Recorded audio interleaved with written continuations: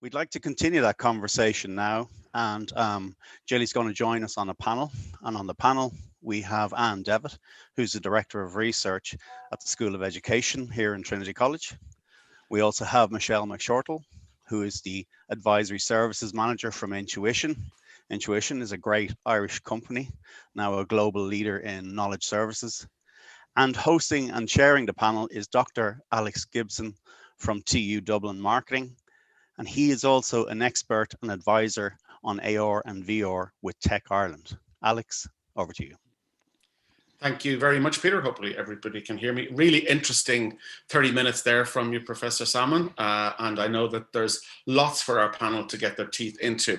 So just before we get into that, just to let people know, we will keep an eye on the chat as well. So if you have a question for the panel, we would certainly encourage you to do so. Yeah, I'll kick off straight away, Professor Salmon. You mentioned in your presentation there, given the COVID context, that we should start with digital first as a sort of as a principle, and then face-to-face as a bonus. But I suppose that begs the question, in what ways can we truly make sure that online is enhancing rather than reducing the perennial human need for contact? It's very challenging, as I said. I mean, we all know that the first time you hold a newborn baby, you hold them close and you speak to them. And so when, and then our own education, that what's educated all of us listening, all of us here today, has definitely been a lot to do with being with other people in a place. So I fully recognise that it's very challenging to think differently. However, what we do know from quite a lot of research, that if people can carry their university in their pocket, it needs to be all of the aspects of a university, or all of the aspects of their development for their career. And that can be done online, and it's for those of us who are doing that designing to make sure. For example, we do know from large scale online learning that it's much more equitable, that it's likely that it's going to crack the problem of reaching out to people who otherwise would not go to university or would not succeed in a situation where it's very alien to them. So having worked in Australia and now working with colleagues in New Zealand, we know the outreach work dramatically changes the diversity and the success of people. It's much better for those who have domestic or other work responsibilities. So it can reach out and take the majority of the university experience. Instead of happening to be with who you meet by chance on the campus, you can actually reach out and find people who have similar, or probably even more important, very different perspectives and interests from you. And this is true cross-cultural development, the like of which we've not seen before. So we may make a really good contribution to the world. So I'm enthusiastic and optimistic about this. Okay, I'll ask Anne and Michelle maybe to comment on that broad point about ensuring that the digital doesn't obviate the need for human contact. Yeah, sorry. Okay, yeah, I was just going to say, to back up that point, my favorite neuropsychologist, Rick Hansen, talks about, the need for safety, satisfaction and connection. And, our brains have actually developed by being socially connected and to be socially connected. So it is utterly important.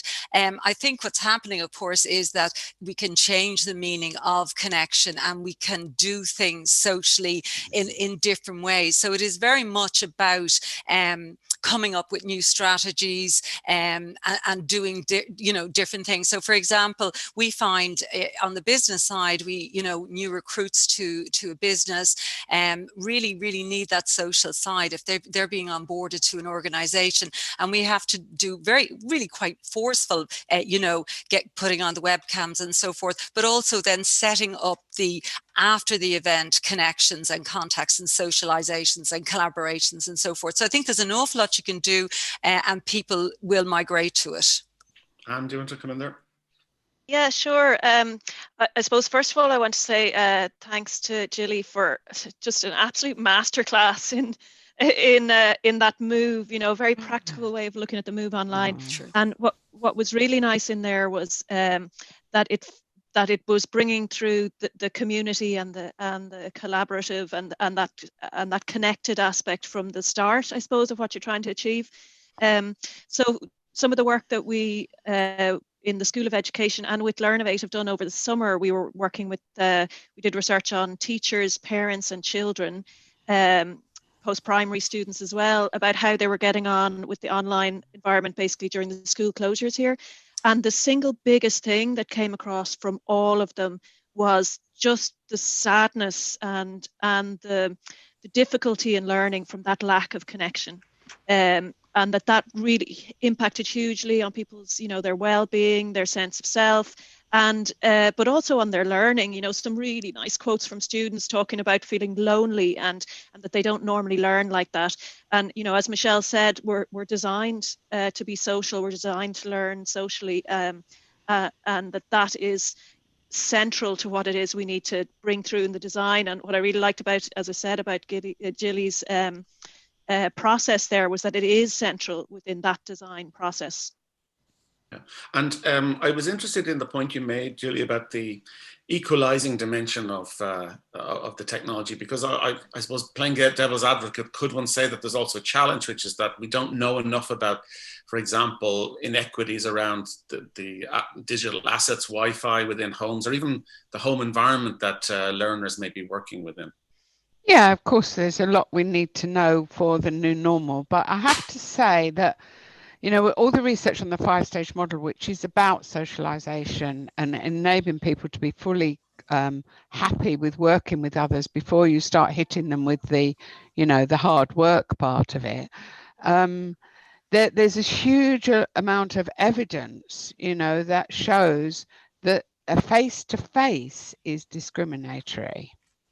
It's not to do with online, it's to do with face-to-face. So that applies to whether you're face-to-face, insisting on people putting their picture up and that sort of thing. And the whole range of things, as soon as you see someone, our brain makes decisions about that individual. And if you could just avoid that a little bit, so that what people say, what they contribute, is much better. And it is absolutely clear that it's a roughly half to half. I mean, you'll find that everyone listening today, roughly half of them will be doing other things, sitting somewhere, maybe in a cafe, maybe in their home, some will have dogs on their lap, hi dogs, that sort of thing, and feel totally comfortable with feeling connected with others. And others do feel that strong sense of isolation that Anne's research has demonstrated.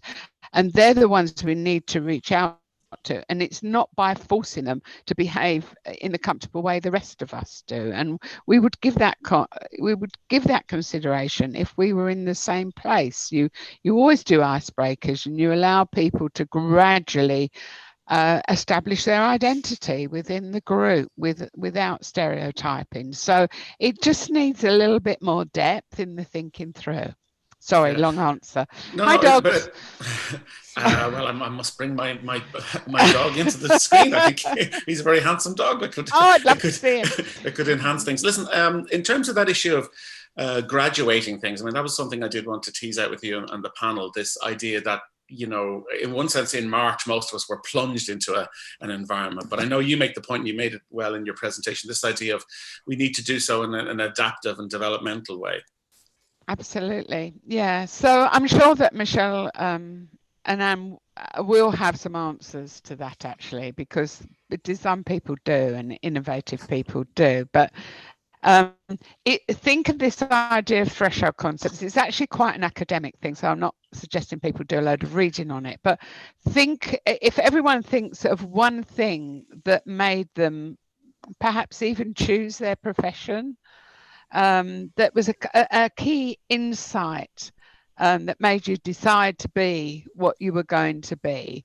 I mean, it does sometimes happen gradually, but quite often it's something someone says, or an important teacher, or something you read, and so on. And then if you can think about that and think about how you can apply that to help others to make these transitions. Sorry if I couldn't cross you there, but just to bring Anne in terms of developing the point from, say, from Trinity College's perspective, or Learnovate, this, how have you seen the approach, or have you seen the approach evolve since us being plunged into things in March? How have things evolved over the summer?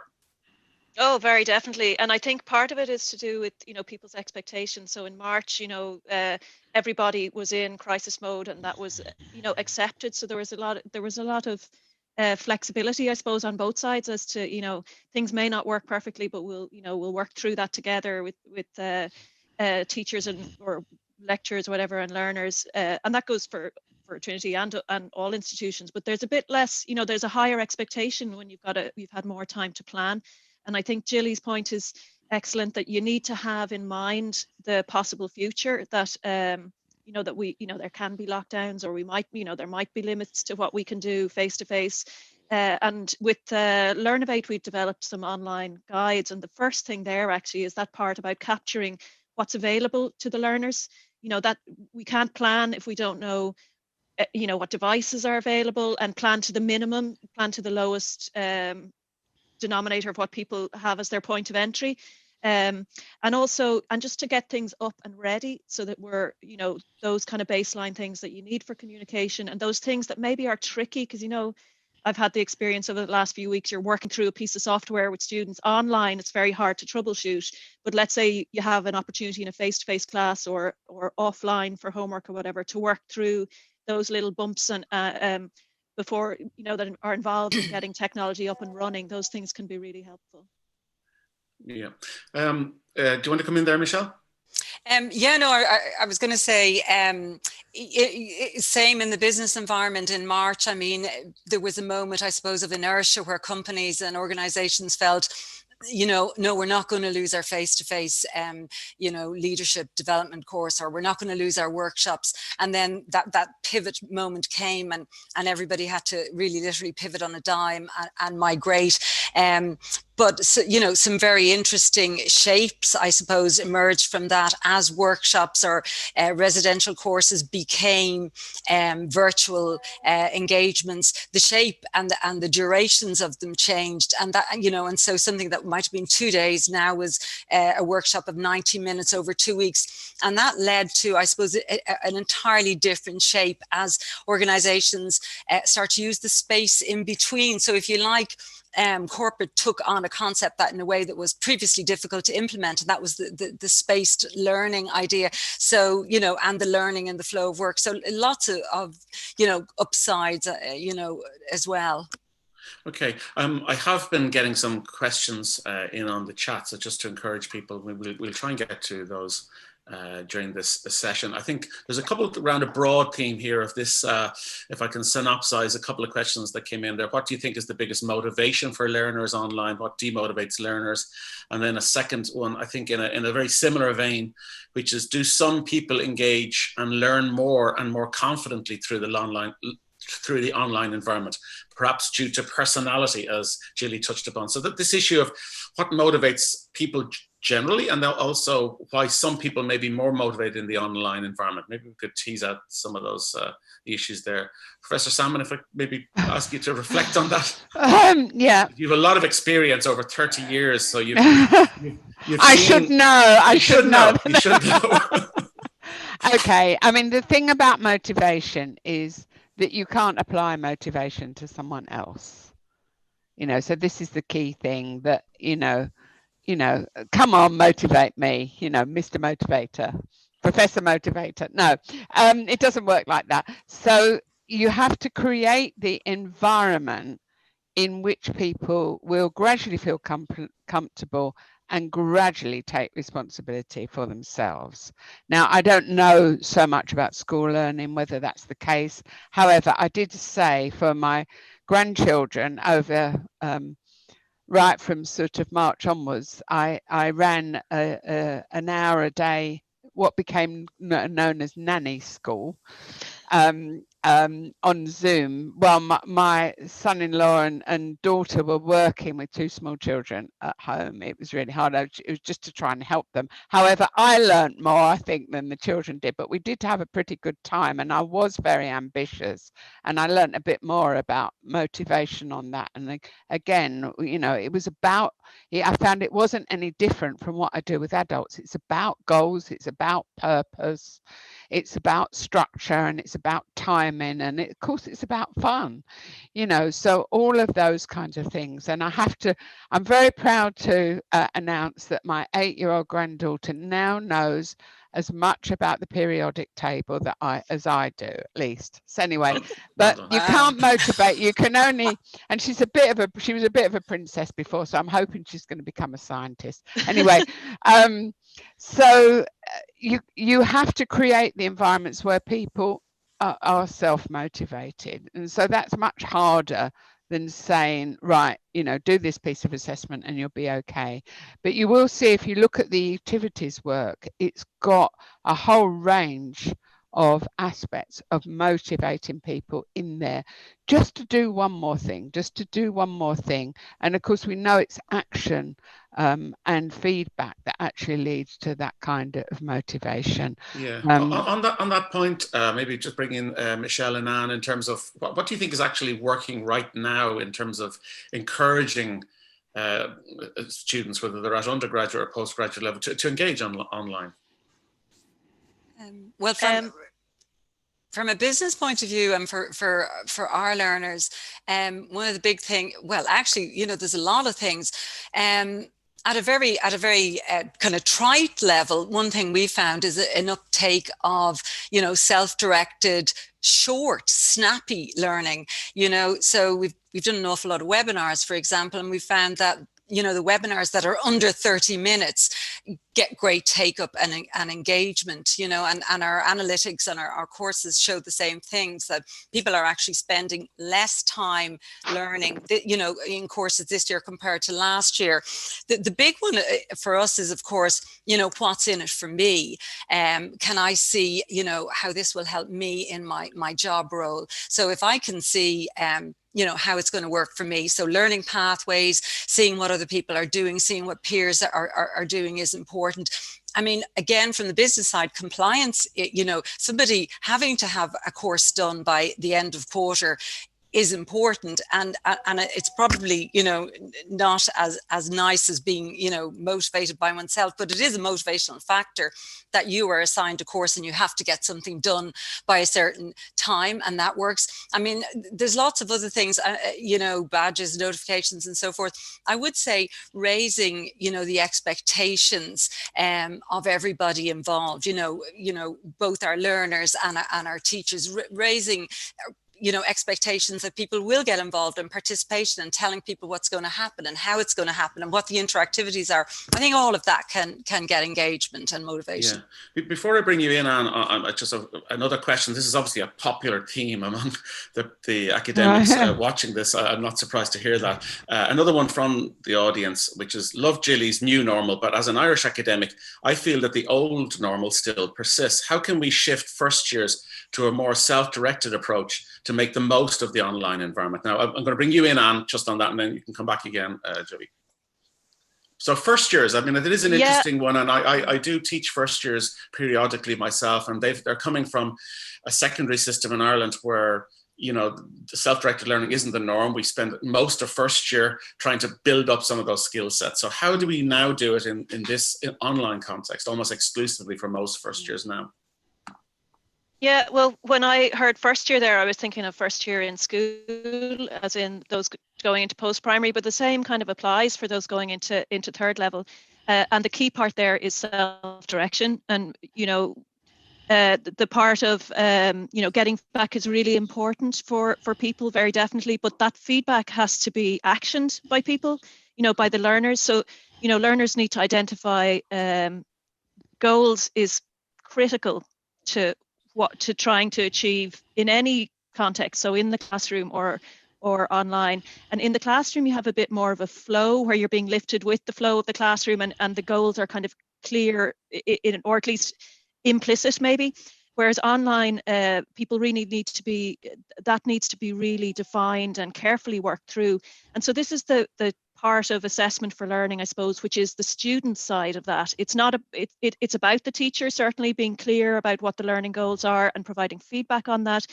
The students, and that this goes for primary and third level, students need to work on, within that overall goal of where everybody's body's headed, where am I and where do I need to go next? And that's not something that people are necessarily good at. I think it's something that the system in general is doing better at scaffolding for children going through primary, post-primary and on into third level.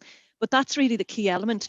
Where am I? Where am I going? What do I need to do next? And if the students have the skills to ask themselves those questions, then that's where the feedback from the teacher or the learning environment or whatever can help to tailor that direction and move people on. But that is absolutely critical, and it came across actually in the in those COVID studies that we did, where the post-primary students who said they were good at self-direction, as in they talked about the, setting goals and it was good to be at home because they could follow their goals and those kind of things. They were doing well, and other students maybe needed a lot more scaffolding on that. And equally, the parents of primary children, the biggest barrier to them helping their kids was knowing what the child had to achieve. So knowing the goals that the child should be trying to hit. So that's really absolutely core. Professor Salmon, just maybe building on that point that you mentioned in your presentation, equivalence, and I think that's talking to a lot of my fellow academics, and one of the things they do say is that the online, almost exclusively online environment, there are more demands on their time, around the points that Anne's making there in terms of feedback. It takes time to give feedback. There's a lot of emails back and forth that normally could be handled in a classroom context. So managing what you can reasonably expect in the synchronous environment is something that needs careful consideration, I guess. Yes, yeah, definitely. Yeah, I mean, I agree with what Anne said about the transition, but we do need to, it's a threshold concept in itself to help people to understand that we're not teaching for the exam, that they do need to take a much wider view of education. I'm an adjunct professor at Swinburne University in Melbourne, where I worked as Pro-Vice-Chancellor for quite a while previously. And what they do there is they actually mirror what the outcomes are in certain programs to jobs of the future. So, if you pass this assignment, you're much more likely to be able to do, be a data scientist or whatever. So they're taking quite long-term views of it to help them, which I think is very interesting. It's early research, but it's an interesting approach. But for the academics, yes, absolutely. The activities work, I've been doing quite a lot of workshops, digital workshops on those. That actually helps you to structure your work so that only what you can do is in there and not the constant responses to emails. So if anyone's feeling completely overwhelmed, from the academics on this, then I strongly advise you have a look at that. Because it means that it's really bounded for you, but what you do is what only you can do. So that needs to be your aim. Whereas, of course, be kind on yourselves. I mean, we all just jumped, didn't we? And academics all over the world have stepped up to their computers and did the best they can. But there is a chance now to actually make our lives a bit more balanced, I think. Yeah.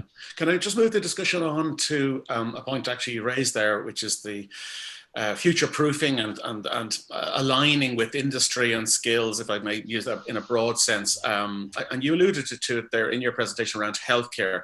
And I'm interested, Michelle, maybe bring you in, particularly with what you're doing in intuition. This need for students or learners, let's call them learners rather than students, to make a link between their learning and future or even current employment. How do you actually manage that in an almost exclusively online context? Well, it is definitely difficult, but again, it's about what you plan between the the classes. I mean, really, it's something that we do individually with organizations, and we work with accreditation bodies. And so all of the practical, the scenarios, the case studies, the virtual stuff is based around what they need to meet in terms of their accreditation. But I have to say it is difficult, and it is a challenge. Yeah, and what's happening I mean, this is how long is a piece of string question, because there's so many responses. But in Trinity, in terms of placements, for example, what's been the general approach in terms of how in the past students went on placement activity, and that's typically part of their course evaluation or grade. What's the approach being there in terms of how that's now being managed, where placements are not feasible?